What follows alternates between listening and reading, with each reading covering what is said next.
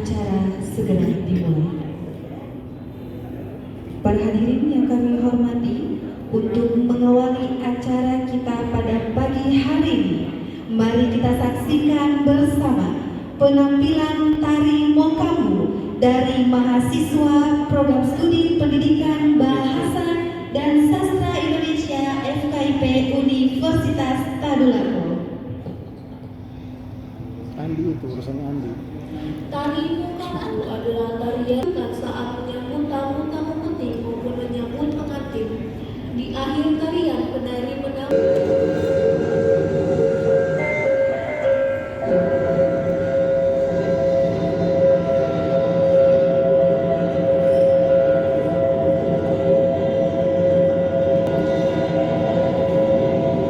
Ibu Ida Nuraini juga pembina tarian. Hah? Saya suruh menari terus bagus. Hah? Bagus mereka itu menari. Terus apa? Ibu Ida. Ini kayaknya Ibu Linsa yang atur ini. Oh iya.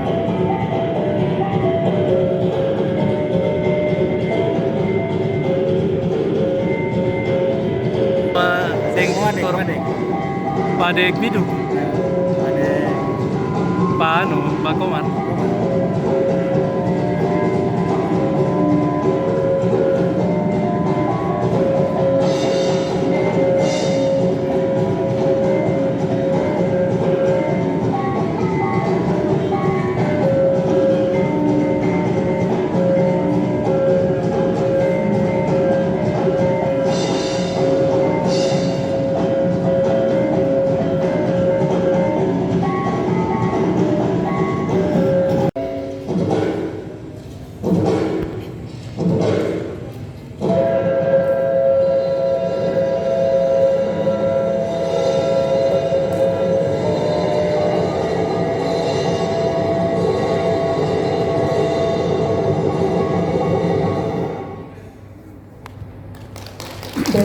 Terus untuk para mahasiswa dari Program Studi Pendidikan Bahasa dan Sastra Indonesia FKIP Universitas Tadulako.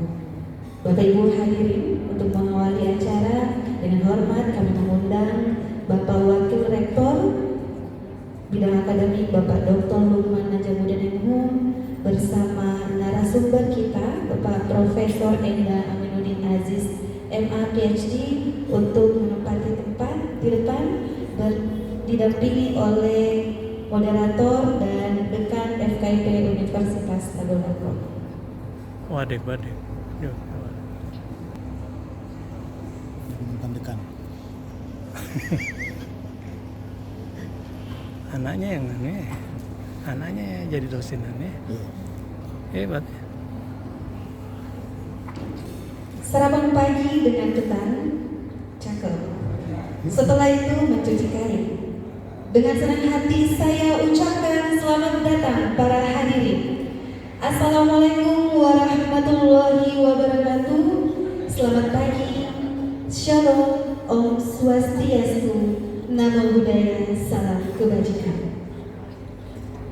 Yang terhormat Rektor Universitas Tadulako yang diwakili oleh Wakil Rektor Bidang Akademik Bapak Dr. Lukman Najamuddin MHum, yang kami hormati Dekan Fakultas Keguruan dan Ilmu Pendidikan Universitas Tadulako, yang kami hormati para wakil dekan di lingkungan FKIP Universitas Tadulako, yang kami hormati Ketua Senat FKIP Universitas Tadulako, yang kami hormati para ketua jurusan di lingkungan FKIP, pada Tuhan Yang Maha Esa, Allah Subhanahu wa Ta'ala, atas rahmat dan karunia-Nya kita dapat berkumpul pada kesempatan ini, hari Rabu 29 Juni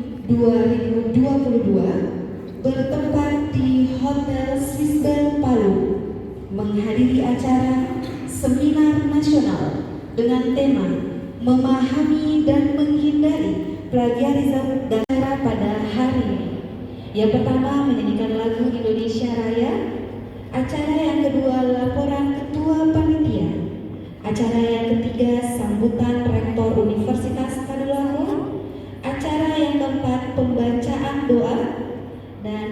yang kelima, foto bersama diakhiri dengan penutup.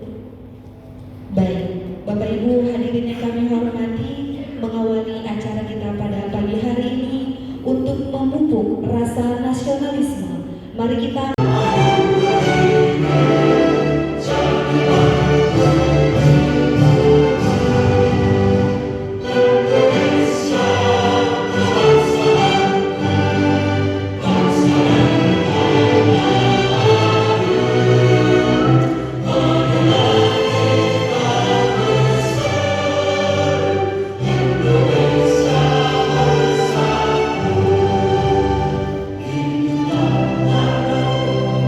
pada Bapak dengan hormat disilakan. Bismillahirrahmanirrahim. Assalamualaikum warahmatullahi wabarakatuh. Alhamdulillah wa syukurillah wala haula wala quwata illa billah. Puji syukur kepada Allah Subhanahu wa taala. Pagi ini kita melaksanakan kegiatan seminar nasional. Semoga pelaksanaan ini mendapat hidayah dari Allah Subhanahu wa taala. Bapak Ibu yang kami hormati, Rektor Universitas Tadulako, Dekan Universitas Tadulako, terutama tamu kita yang terhormat Bapak Profesor Undang Aminuddin Aziz MA, PhD, Kepala Badan Pengembangan dan Pembinaan Bahasa Kementerian Pendidikan, Kebudayaan, Riset dan Teknologi. Satu baharu achievement, ya, satu biodata yang begitu lengkap ketika memulai betul-betul dari akar yang paling dalam. Acara kita pada pagi hari ini dengan hormat Bapak Dr. Lukman Hajamuddin MH, disilakan.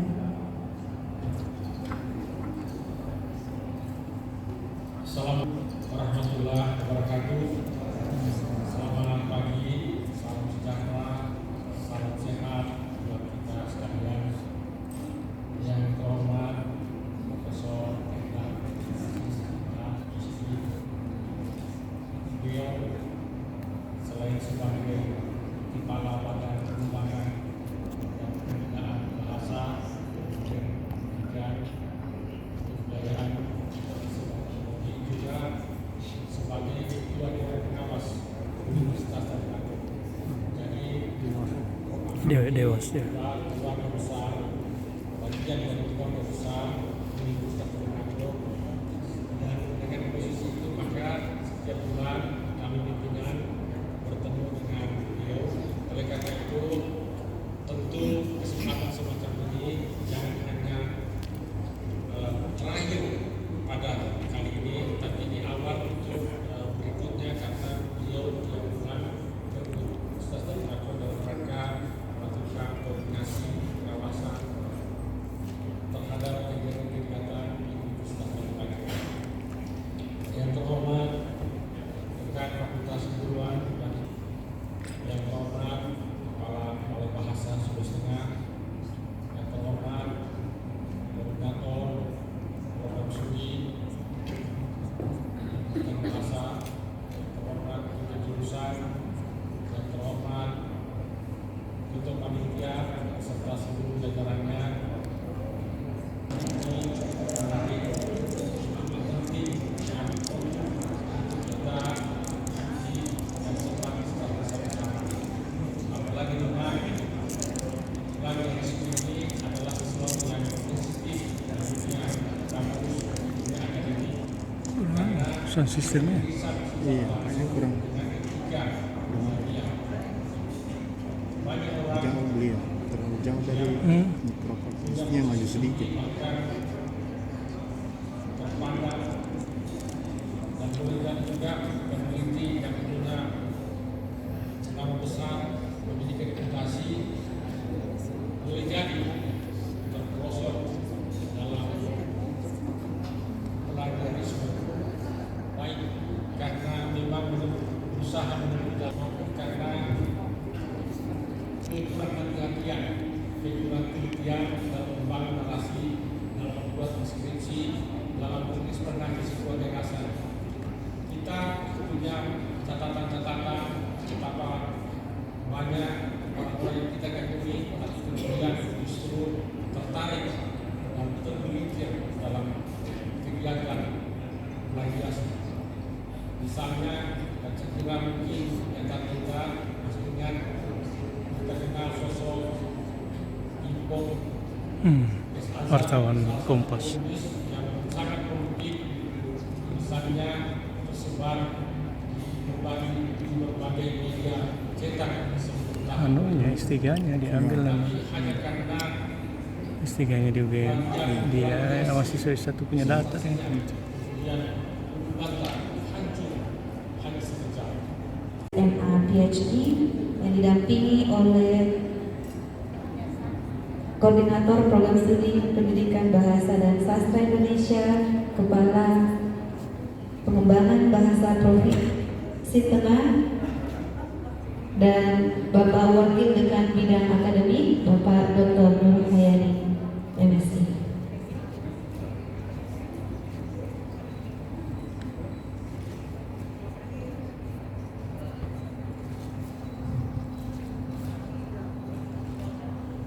Seminar nasional hari ini, kami mengucapkan terima kasih kepada Bapak Ibu hadirin yang telah berpartisipasi pada acara pembukaan seminar hari ini, dan tentunya apresiasi kepada Program Studi Pendidikan Bahasa dan Sastra Indonesia FKIP Universitas Tadulako yang telah menyelenggarakan seminar nasional dengan tema yang luar biasa pada hari ini.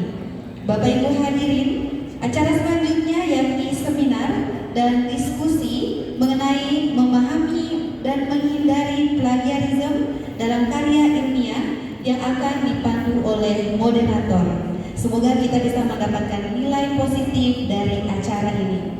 Baik Bapak Ibu, saya Sri. Tajuk yang kita bicarakan hari ini memahami dan menghindari plagiarisme dalam karya ilmiah.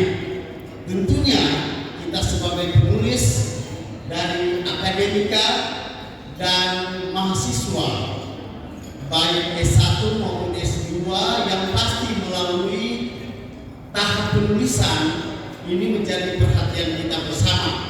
Bapak Ibu yang saya hormati, hari ini materi itu akan disampaikan Bapak Profesor Endang Aminuddin Aziz PhD, yang beliau secara singkat biodatanya kami sampaikan menyelesaikan pendidikan diploma dan sarjana di program studi pendidikan bahasa Inggris Universitas Pendidikan Indonesia mulai 86 sampai 91 di Bandung, kemudian melanjutkan pendidikan di Department of Linguistics Monash Universities Australia untuk jenjang Master of Arts in Linguistics tahun 94 sampai 1996 dan PhD Linguistik tahun 97 sampai tahun 2000. Selain aktif sebagai dosen dan peneliti linguistik khususnya bidang pragmatik, teori kesantunan berbahasa dan sosiolinguistik, pemerhati dan perencanaan bahasa, Pak Aminuddin ini juga pernah menempati berbagai posisi di UPI, mulai dari ketua program studi, asisten wakil rektor, sekretaris universitas, direktur perencanaan dan pengembangan, dan terakhir sebagai wakil rektor. Pada periode tersebut, Pak Aminuddin menjadi salah seorang anggota tim nasional untuk penyiapan statuta perguruan tinggi negeri Badan Hukum. Selain itu, Pak Aminuddin juga pernah menjabat sebagai Kepala Pusat Bahasa Kementerian Pendidikan dan Kebudayaan Republik Indonesia sampai tahun 2011. Namun harus kembali ke kampus dan melanjutkan tugas memimpin perubahan UPI menjadi perguruan tinggi negeri Badan Hukum. Saat ini Pak Aminuddin adalah guru besar linguistik dan pendiri sekaligus Kepala Pusat Analisis Linguistik Forensik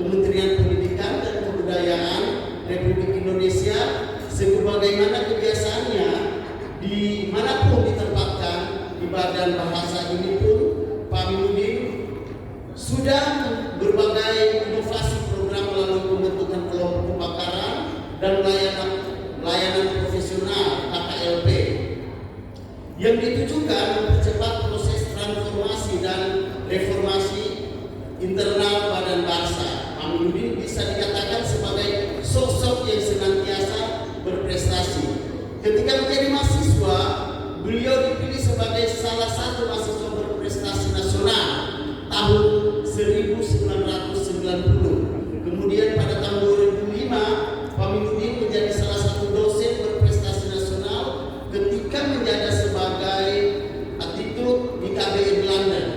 Pak Aminuddin dinobatkan sebagai Education Attack of the Year tahun 2019 ya oleh Magazine London karena prestasinya yang luar biasa di antara semua atase pendidikan di negara-negara yang mewakili perwakilan diplomatik di London.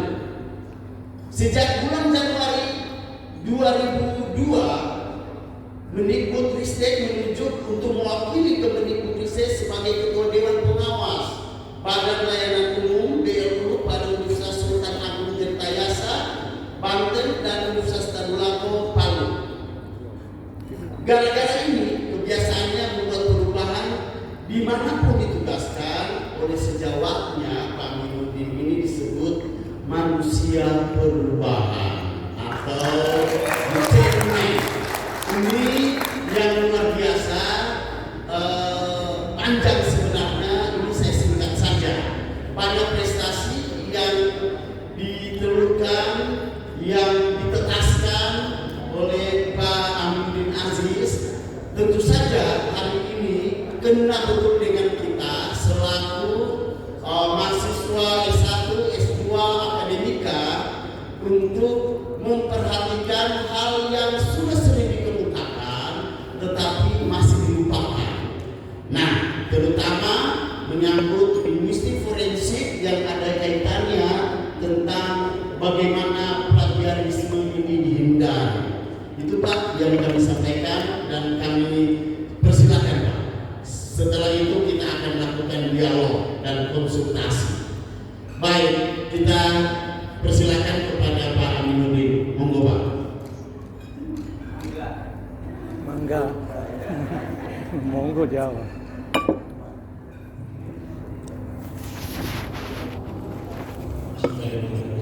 Assalamualaikum warahmatullahi wabarakatuh.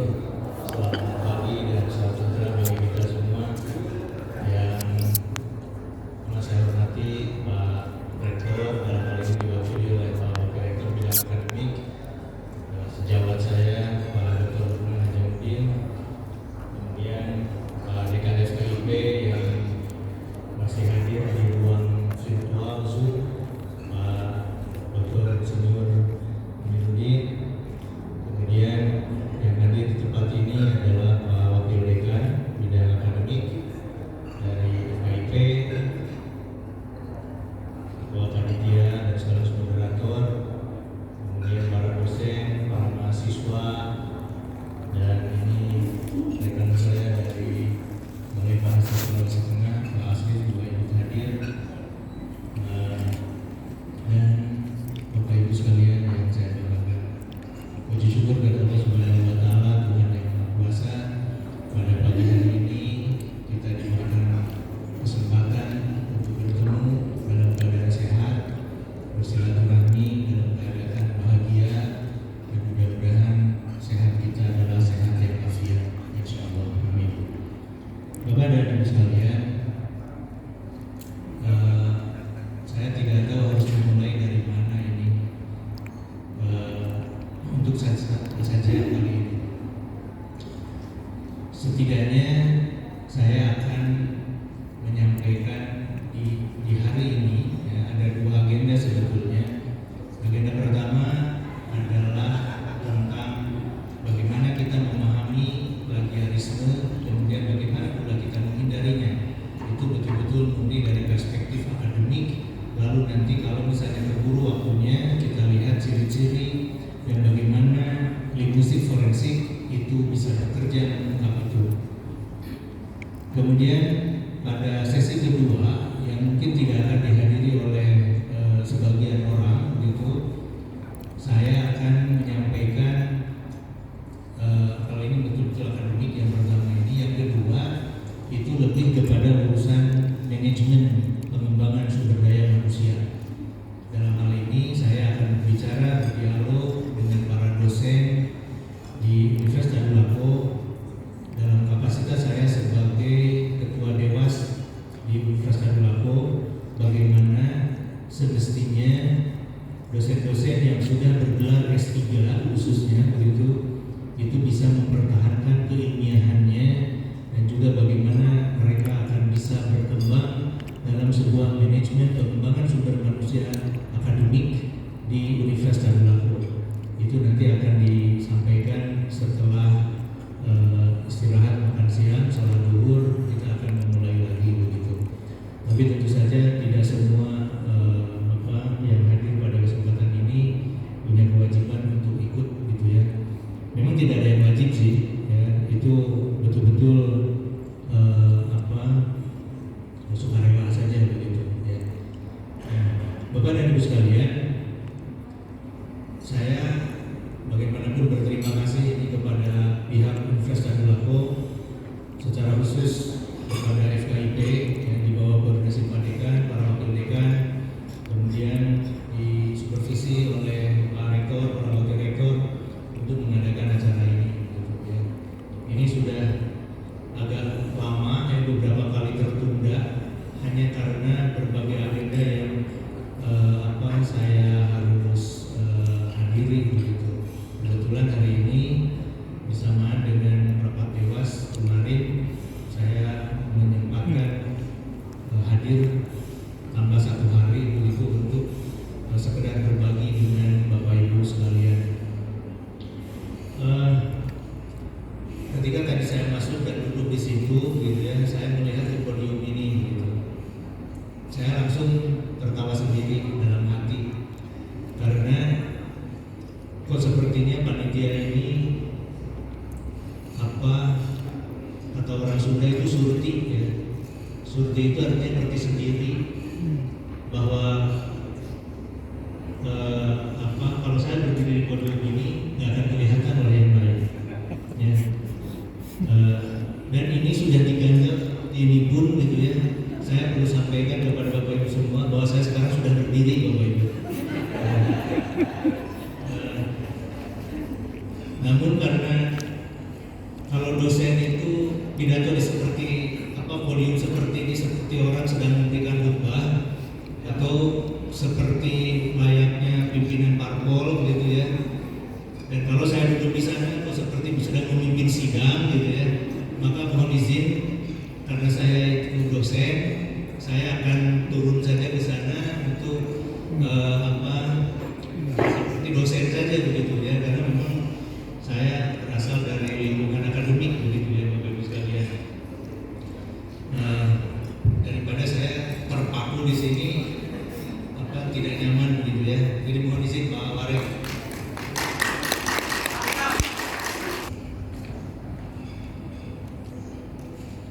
Baik, Bapak dan Ibu sekalian, ini saya sedikit memodifikasi topiknya ya. Kalau tadi kita bicara dari podium, kita dengar gitu ya Pak Wakil Rektor, kemudian Pak Ketua Panitia, saya bicara tentang bagaimana memahami plagiarisme. Ya. Kemudian bagaimana kalau kita sudah paham, bagaimana kita harus menghindarinya begitu. Nah, tapi di sini saya tambahkan sedikit plagiarisme dari sudut pandang industri forensik itu seperti apa sih? Dunia forensik adalah dunia yang mungkin tidak semua orang mengetahui bagaimana liku-likunya begitu ya forensik, karena mungkin ketika bicara tentang forensik yang ada di ingatannya itu adalah bagaimana cara membedah mayat kan gitu ya. Nah, padahal bicara forensik itu bicara tentang segala sesuatu yang terkait dengan pengungkapan sebab musabab sebuah hal itu terjadi begitu ya. Jadi dicari itu adalah asalnya. Jadi ini lebih kepada ilmu usul gitu ya. Kalau Bapak Ibu belajar ilmu hadis begitu. Nah, Bapak dan Ibu sekalian, masalah plagiarisme. Plagiarisme itu tadi sudah banyak disampaikan kasus-kasus baik di dalam maupun di luar negeri oleh Pak Wakil Rektor. Ya, itu adalah sebagian kecil dari masalah plagiarisme yang terungkap ke publik. Baru sebagian kecil. Malah yang kasus plagiarisme yang terakhir gitu ya, di media kita membaca misalnya di media NTT Post gitu ya, sebuah media yang terbit di Nusa Tenggara Timur itu tanggal 16 Juni, jadi baru 13 hari yang lalu itu jagat maya dihebohkan oleh sebuah pengakuan dari seseorang yang bernama Carol McCain, ya Carol Ferdinand McCain. Dia mengambil tulisan dari seorang penulis yang bernama Yohannes Sahendi, ya penulis yang sangat aktif begitu. Tulisannya tentang profil Boris Karloff, seorang ilmuwan dari NTT. Nah itu ditayangkan oleh NTT Post, kemudian diketahui oleh saudara Yohannes. Nah kemudian kata saudara Yohannes, bahwa ini kan tulisan saya, ini sudah dimuat di FB saya, di Facebook saya. Kenapa kok ada namanya jadi Carol McCain gitu? Diberilah komentar oleh saudara Yohannes. Dan itu dia menunjukkan bukti-bukti bahwa tulisan itu adalah tulisan milik yang bersangkutan. Tidak lama setelah itu, karena yang namanya juga di Facebook gitu ya, itu kemana-mana menyebar dan sampai juga kepada yang menciplaknya. Tidak lama akhirnya dia memberikan pengakuan bahwa itu memang bukan tulisan dia. Nah ini adalah sebuah kecerobohan tapi punya niat.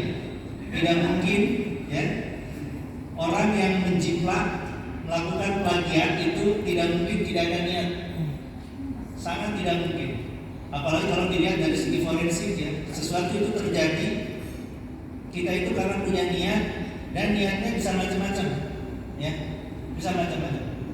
Kasus plagiat itu, yang pertama ada yang murni akademik. Jadi diungkapnya sebuah kasus plagiat itu murni karena akademik. Misalnya kita membimbing nih, ya membimbing mahasiswa atau kita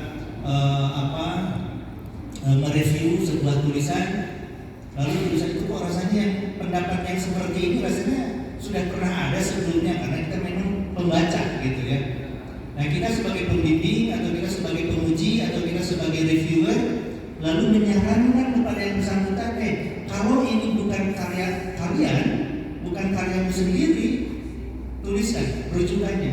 Ini murni akademik karena kita memang manusia akademik. Ya, saya juga sering membimbing mahasiswa gitu ya, menemukan kalau yang begini kan bukan pendapat kamu sendiri. Ini sudah ada sejak tahun 70-an misalnya. Maka saya katakan coba revisi, cari aslinya. Kalau tidak ketemu, coba baca di buku ini atau di jurnal ini, cari. Sekarang ini kan bisa pakai mesin pencari gitu ya, dengan sangat cepat gitu. Pakai Google pencarinya gitu ya, search engine, mesin Google, kemudian akan ditemukan siapa sih sebetulnya yang menulis hal yang seperti itu gitu. Akan ditemukan itu murni akademik dan itu sangat sah ya kita mengatakan itu. Ada yang kedua, pengungkapan plagiat ini bukan akademik tapi tujuannya karena politik, sangat politis. Karena persaingan ya dalam dunia politik, kok dia bisa jadi doktor misalnya, kok dia bisa menulis itu, kemudian dilihat gitu ya karya-karyanya atau persaingan, bisa saja juga persaingan di kampus gitu ya karena politik misalnya, kok dia jadi dekan, kok dia jadi wakil rektor. Nah ini karena persaingan itu, kok dia jadi profesor gitu. Kemudian diungkaplah itu kasus itu tujuannya politik. Jadi tidak tujuan murni karena ini urusan akademik, hanya karena persaingan politik demi menjatuhkan nama orang itu, ya ingin dijatuhkan secara akademik. Karena kita bicara tentang tentang plagiaris ini akademik sesungguhnya, kan berbicara tentang pikiran, hasil pikiran orang. Nah, maka dijatuhkan karena persaingan politik. Yang ketiga, karena urusan bisnis. Bisa saja karena kenapa kok dia maju gitu ya. Dia misalnya karena tulisan-tulisannya gitu ya, buat buku gitu ya. Dari membuat buku dia dapat royalti. Royalti karena misalnya bukunya ini sangat banyak ya, diterbitkan, dia kan dapat royalti tuh rutin gitu ya, tiap bulan dapat royalti. Maka ada orang yang merasa buku saya kok tidak laku, buku dia yang laku. Setelah saya baca dia kok membuat tulisan yang ada patut diduga gitu ya, ada plagiannya. Maka diungkap. Ini tujuannya lebih kepada bisnis melalui penjatuhan jalur akademik gitu ya. Yang keempat, jadi ada yang murni akademik, yang kedua itu karena politik, yang ketiga karena bisnis, yang keempat karena personal. Yang personal ini bisa karena urusan luka hati akibat cinta. Kok bisa gitu ya? Bisa. Rektor saya dulu waktu di Monash, ya, itu David Robinson namanya. Dia sudah profesor, dia presiden dari sebuah universitas yang besar. Itu pada satu ketika setelah dia kan pindah dari Inggris itu ke Australia, kasusnya itu telah ada terjadi 30 tahun sebelum dia itu menjadi rektor. Hanya karena ada hubungan yang tidak baik dengan istrinya gitu, ya, apakah dari cerai atau pokoknya pisah gitu dengan istrinya. Lalu istrinya mencari karya dia yang 30 tahun yang sebelumnya, Bapak Ibu. Karena luka hati diungkap gitu, ramai di media. Akhirnya David Robinson mengundurkan diri dari rektor, gitu.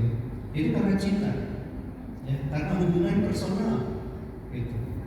Nah, atau karena sakit hati yang lain, bukan karena urusan cinta, karena memang misalnya dia pernah dimaki-maki, pernah bagaimana lah yang namanya sakit hati itu urusannya personal.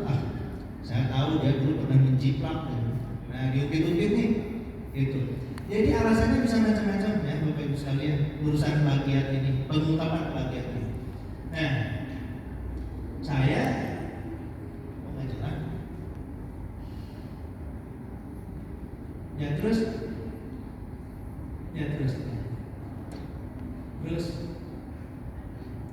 Nah, Bapak Ibu sekalian, yang pertama kita lihat tadi, dan ini contohnya sudah disampaikan tadi oleh Pak Wakil Rektor, gitu ya. Saya juga barusan menambah beberapa contoh, gitu ya. Bagaimanapun kita sebagai akademisi akan selalu menemukan potensi tentang kemungkinan orang melakukan pencitraan. Potensinya semakin terbuka ketika sekarang ini kita dihadapkan pada situasi yang serba digital. Itu semakin terbuka. Karena begitu membaca, ini tulisan bagus ini, ya, lalu di copy saja, disalin gitu, kita lupa dari mana sumbernya, lalu kita paste, kita rekatkan, ya, kita simpan ke dalam tulisan kita ini di mana gitu. Itu akan sangat dengan mudah, ya. Nah, jadi kasusnya itu sangat banyak. Yang kedua, kita mesti memahami bahwa yang namanya plagiarisme itu adalah kejahatan akademik. Saya sengaja menggunakan kata kejahatan karena ini adalah academic crime. Ya. Dia sudah tidak bermoral karena dia menggunakan gagasan orang lain lalu dicuri itu gagasan dan diakui sebagai miliknya. Apa tidak jahat? Ya? Orang itu kan punya gagasan, itu hasil mikirnya banyak. tulisan, tulisan ini sengaja saja dicuri gitu, lalu diakui sebagai karya yang bersangkutan. Ini adalah bentuk kejahatan akademik. Maka sanksinya juga harus sanksi akademik. Begitu. Tadi Pak Wahyar sudah menyebutkan beberapa orang yang kemudian harus dicabut itu doktornya. Di ITB sudah terjadi, di UI sudah terjadi, kemudian di UGM sudah terjadi, gitu ya. Nah kemarin-kemarin ini ada seorang mahasiswa di departemen saya, di program studi gitu, karyanya dia pernah tampilkan di sebuah kongres linguistik. Ini kok diakui oleh seorang dosen PTS yang ada di pulau lain gitu. Diungkap dia betul-betul merasa dinistakan gitu ya ini mahasiswa ini. Lalu dia ungkap, terus dikejar gitu. Akhirnya dosen ini tadinya nggak mau ngaku gitu ya. Padahal ini teman dekat ini, kedua orang ini betul-betul teman dekat. Tapi karena dia sakit hati gitu ya, karyanya dicuri seperti itu, dia ungkap langsung, dia surati itu Dirjen Dikti, dia surati rektornya. Tadinya dia tetap nggak mau ngaku, dia tetap mengatakan ini karya saya kok gitu. Bukti-buktinya dia tampilkan kembali di tanggal sekian saya pernah sajikan segala macam. Baru akhirnya dia mengaku, membuat pernyataan permohonan maaf di media. Gitu. Nah, ini Bapak Ibu sekalian salah satu contoh bagaimana kejahatan akademik itu terjadi. Dan ketika kita bicara tentang plagiarisme, itu adalah bentuk kejahatan akademik, moral hazard. Itu kejahatan moral. Akademisi kok melakukan itu gitu. Sangat nggak bisa diterima karena kalau saja akademisi sudah melakukan itu, kejahatan, pencurian gagasan orang lain, mengakuinya sebagai miliknya, sementara akademisi itu dikatakan sebagai penjaga norma-norma, ya, norma-norma ini, penjaga nilai-nilai. Kalau penjaganya saja sudah seperti itu, siapa lagi yang akan kita harapkan? Berarti dunia akademik itu hancur. Ya. Nah maka saya katakan plagiarisme itu sebagai kejahatan akademik. Yang ketiga, ini yang menarik justru Bapak Ibu sekalian, ada pandangan yang mengatakan plagiarisme itu tidak perlu dipandang sebagai sesuatu yang jahat, ya, karena menurut sebagian orang, ya, itu terkait dengan kebudayaan dari masyarakat itu, budaya yang menganut, ya, paham kolektivisme, ya, dalam sosiologi gitu ya, ada itu kan aliran yang mengatakan oh ini semuanya bersifat kolektif. Kalau misalnya itu sudah dilemparkan ke publik, pengetahuan itu menjadi milik publik dan tidak bisa diklaim sebagai milik pribadi. Begitu. Nah, maka mereka mengatakan pengetahuan itu ya adalah milik bersama dan bebas diakses oleh siapapun. Kalau kita tahu misalnya ya, para penulis Muslim, katakanlah Imam Ghazali ini, menulis begitu banyak buku. Sekarang kan diterjemahkan bebas saja, dikutip bebas saja gitu ya. Karena apa? Masyarakatnya dan dia melepaskan haknya gitu ya.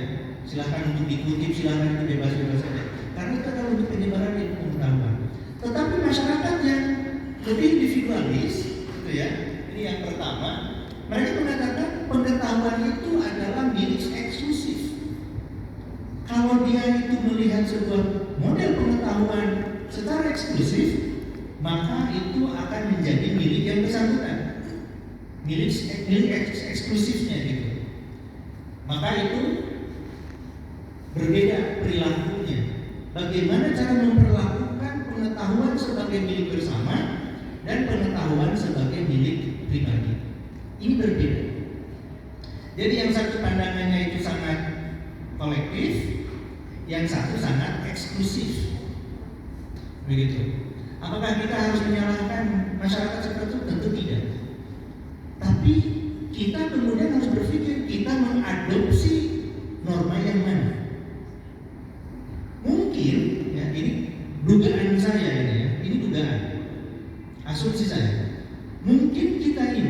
berada pada posisi yang sangat transisional saat ini. Masyarakat Indonesia itu adalah masyarakat kolektif. Ya. Masyarakat kita ini masyarakat kolektif nih. Tetapi karena dunia akademik kita ini diatur oleh norma-norma yang lebih mengedepankan sifat-sifat yang eksklusif, maka praktik untuk menggunakan informasi dari milik orang lain, dalam hal ini menjiplak, itu masih menjadi kebiasaan. Karena begitu banyak akademisi kita yang belajar di luar negeri, katakanlah di negara-negara barat, yang pengetahuan itu dipandang sebagai milik eksklusif. Sehingga ketika diterapkan di kampus, ini norma ini yang dipakai. Ketika dia terapkan kepada mahasiswanya bingung juga, kenapa saya harus tetap seperti itu? Sementara pola pikir kita masih pola pikir kolektivisme. Begitu Bapak Ibu sekalian. Ini masalah yang harus kita tata. Kita mau menganut yang mana gitu. Nah sementara kementerian ya kita karena diatur gitu oleh norma-norma akademik dan kita ini ada di perguruan tinggi kita menganut norma eksklusivisme untuk masalah ini. Begitu. Jadi bukan asas atau norma yang sifatnya kolektivisme. Begitu. Yang keempat, isu yang perlu kita ketahui adalah cakupan plagiarisme itu. Ada dalam 3 area besar ya plagiarisme itu. Pertama terkait dengan karya sastra, nanti akan saya sampaikan. Kemudian yang kedua dalam bidang pendidikan dan yang ketiga dalam karya penerjemahan. Ini yang paling banyak ya. Yang paling banyak. Kemudian penjelasannya nanti mengapa sih gitu ya. Itu dalam bidang kelima, prinsip berbahasa.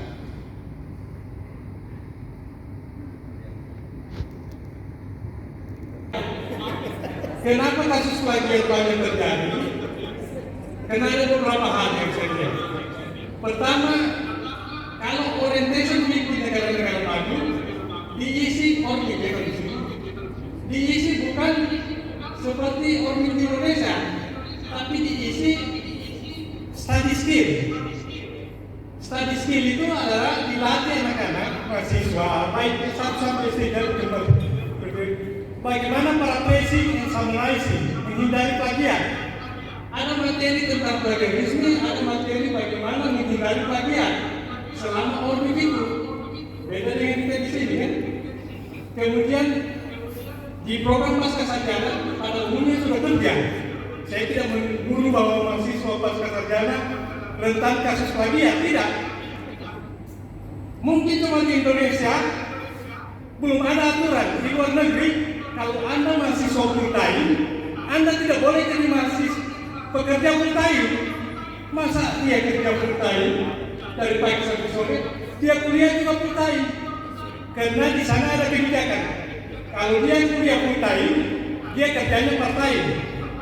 Tidak boleh mungkin cuma 3 jam di kantor karena dia kuliah. Tapi terjadinya plagiat karena dia potong kompas, shortcut, sehingga mudah terjadi hal plagiat. Saya setuju dengan Pak Prof. Dari sekian kasus plagiat yang paling seksi di bisnis, tahu Robin and Sue? Robin and Sue digugat 100 miliar oleh Sujono, Benny Sujono, Bensu, karena cuma persoalan lambang merek ayam, yang satu menghadap ke kanan, yang satu menghadap ke kiri, kemudian ada narasi ayam geprek Bensu, kemudian Robin dan Sunya ayam Monsu atau ayam geprek, digugat 100. Jadi saya kira plagiarisme ini lebih banyak di bisnis dibandingkan. Dan saya sepakat bahwa ini sulit masuk ke ranah pidana karena belum ada pasal yang kalaupun itu ya di sana kena masalah. Kalau di Australia juga akademik. Oke, baik Pak, cukup ya. Ya, Terima kasih. Saya cuma Sehingga yang